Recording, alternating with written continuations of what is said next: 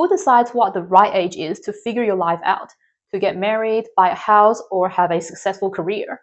If you've ever felt like you're falling behind, stuck in your day job while trying to build your own business, you're not alone.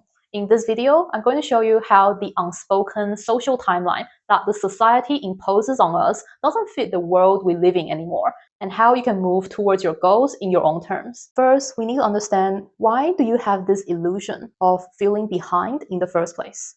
We grow up inheriting this default life template that we have to graduate by 22, have our career established by 25, get married by 30, have kids, buy a house, have financial security. All of that neatly arranged like something on a to-do list. I fell into this trap of comparing younger, successful entrepreneurs. I would read about their successful business stories, seeing them living my dream life, doing things that they love whenever and wherever they want. Initially, it motivated me until it didn't. Over time, it made me feel like I've wasted my entire life, that everyone has figured out their life doing what they love, and that somehow I'm the only one left behind, still trying to figure things out and struggling. But here's the data that blows this apart.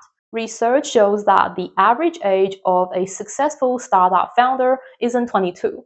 It's 45, and the majority of people don't hit their peak earning years until their 50s. Now, you might be thinking, no, that's not true. I see my friends go on vacations all the time, or I found out that my high school friend just started a business. Everyone just seems to have their life figured out except me.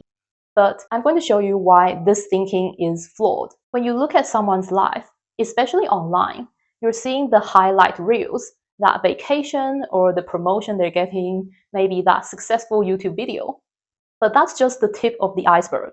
What you're not seeing is the rejection letters before the promotion, or the credit card debt that's funding that perfect life, or the 3 unsuccessful failed YouTube channels before the successful ones. I've always envied those creators who can just talk so naturally and fluently in front of the camera while I'm trying to figure out the right words to say and struggling to express myself. But after consuming more of their content, I found out in one of the videos, she mentioned that in her earlier videos, she wasn't good at talking to camera, so she took down those videos. And at that moment, I was like, oh, okay, so it's not just me that's struggling. It's easy to just jump into conclusion and assume it's all sunshine and rainbows for other people. That's because most people don't post their hard times, the obstacles, the years of effort and time that's invested. But I know you're still not convinced, because some people are just naturally good at something.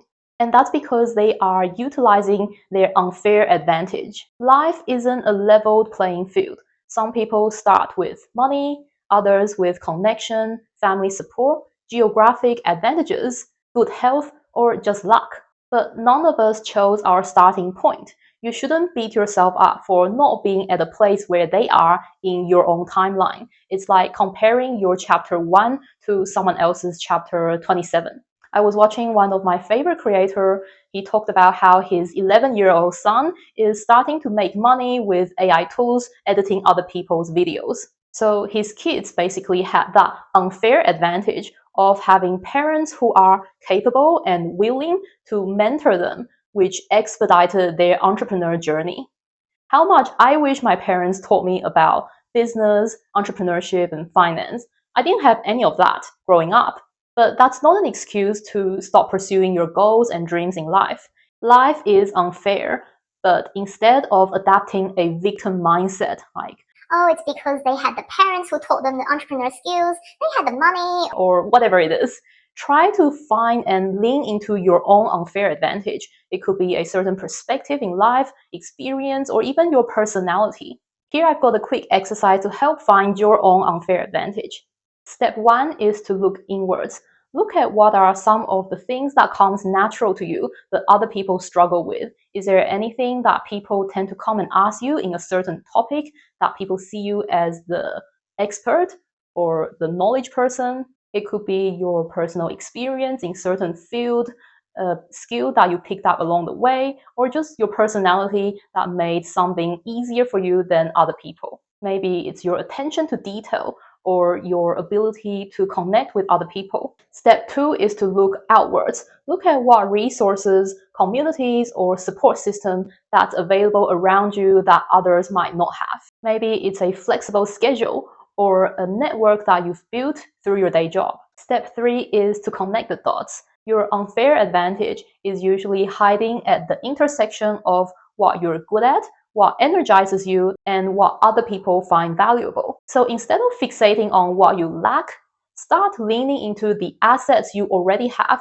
and relentlessly playing into your strengths. But here's the most part where people get stuck on: the guilt and regret of making wrong choices in life, wasting time in the wrong thing. But first, we need to understand, you've always been doing your best given the circumstances and the knowledge you had back then. We often feel regret, wishing we were a different person, made a different choice based on the knowledge we have now.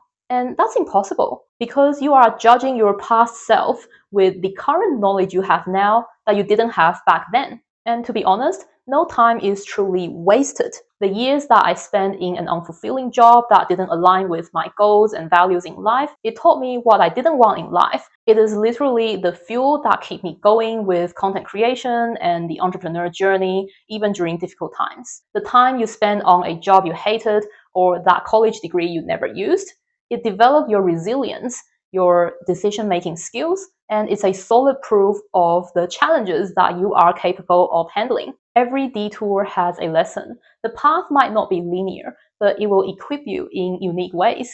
If I wasn't so unfulfilled and unhappy with my job, then I wouldn't be so desperately trying to find meaning and purpose in life. I want you to pause for a minute and just think back. What's something in the past that felt like a waste of time, but actually taught you something valuable? Share in the comments below. I would love to read what your experiences are so we can all learn from each other. And here's the thing, even when you've made peace with your own timeline, other people might still try to impose theirs on you. You might hear things like, when are you buying your house? Or when are you getting a real job? In this case, it helps to have a few polite, pre-scripted responses so you can stay grounded without getting defensive. You can even ask AI to help you come up with some of the responses. You can respond with, I'm happy with I am now, but thanks for your concern. Or tell them that's not my priority right now, and things will follow in time. Most people will start to get the message and leave you alone. Now we understand we are not behind in life. It's time to take ownership of your path. Step 1 is to get clear on what you actually want in life,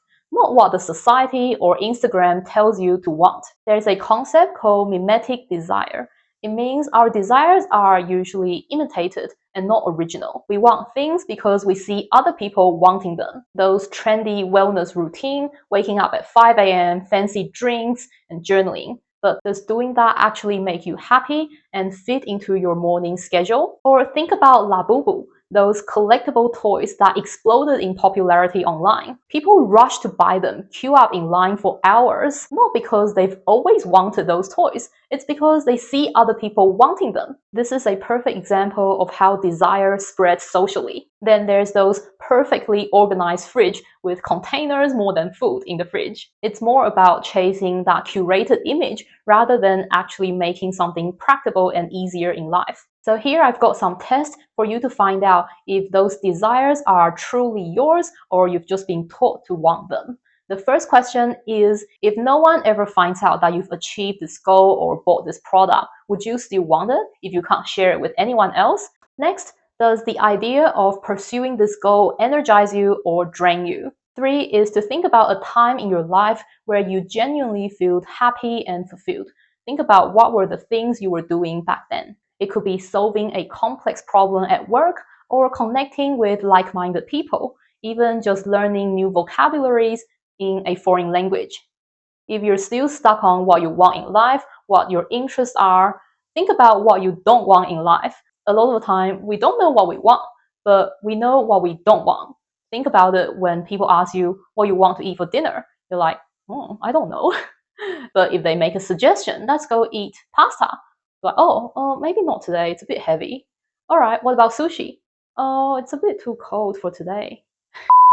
Start by listing out the things you don't want can give you some direction. Then you can use that list to create a hypothesis and start trying new things. Step 2 is to create your ideal week. Once you've identified what matters, The next step is to make it real. Don't wait for a perfect life plan. Start with just 1 week. Look at the things that you've identified in step 1 and plan out your next week, adding things that actually matters to you. What would that week look like if you start living in alignment with what you actually want? Maybe it's something as simple as going for a morning walk with a nourishing breakfast. Or it could be dedicating a small but consistent block of time to work on your side hustle or learning a certain skill. When we don't have a direction, everything feels overwhelming. But as soon as you start giving your brain a vision and a path moving forward, even if it's only a few steps ahead, everything feels manageable and under control. Now we have a vision of our ideal week. Step 3 is to reduce the negatives in your life and increase the positives. Don't try to change your entire life overnight. That's going to be unsustainable and give you a lot of pressure. Start by just with one small step that you can do to move towards that big goal. This could be unfollowing the accounts that make you feel behind or setting boundaries with people that impose their timeline on you. That's reducing the negatives. Then you can take a step forward to increase the positives in your life. It could be enrolling into the course that you've always wanted to learn, finding a mentor to guide you throughout the journey, or carving out a block of time during the weekend to work on a certain skill. If the area you feel behind is a skill like learning a language, mastering AI tools, or building a business, rather than trying to chase every new AI tools, a new trending side hustle, focus on the fundamentals, apply the 80-20 rule, and try to figure out what are some of the key focus areas that can give you the biggest momentum. If you're trying to learn AI, start with one tool and one high impact use cases. Mastering the foundations like writing better prompts and knowing how to select the right tools for your certain circumstances is going to help you get so much better results than trying to chase every single new tool that gets released. I'm creating more videos on my content creation journey as well as how I use AI tools to improve my productivity and increase efficiency. So if that's something that you're interested in, make sure you subscribe to my channel to follow along. Thank you so much for watching, and I'll see you next time.